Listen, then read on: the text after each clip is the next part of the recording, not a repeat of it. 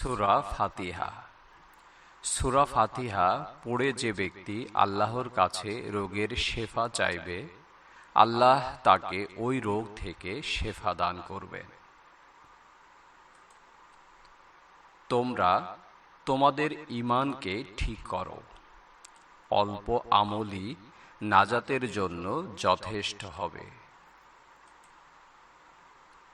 আমি বললাম, আমার পাপ অনেক বেশি।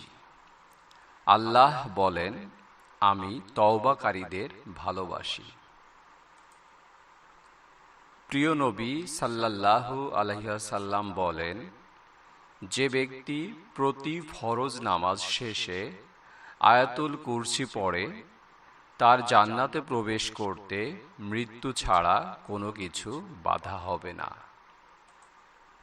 পাপ যতই ক্ষুদ্র হোক, তা থেকে দূরে থাকার চেষ্টা করিও। পূর্ণ যতই ক্ষুদ্র হোক, তা আমল করার চেষ্টা করিও।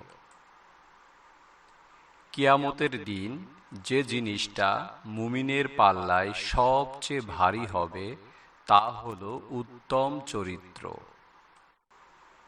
উজু করার সময় কেউ যদি উত্তম রূপে উজু করে, তাহলে তার শরীরের সব গুনাহ বের হয়ে যায়, এমনকি তার নখের নিচের গুনাহও বের হয়ে যায়। তিন ব্যক্তির দিকে কিয়ামতের দিন আল্লাহ তার দিকে করুণার দৃষ্টি দিবেন না ও তাদের জন্য কঠিন শাস্তি। তারা হলেন: ১.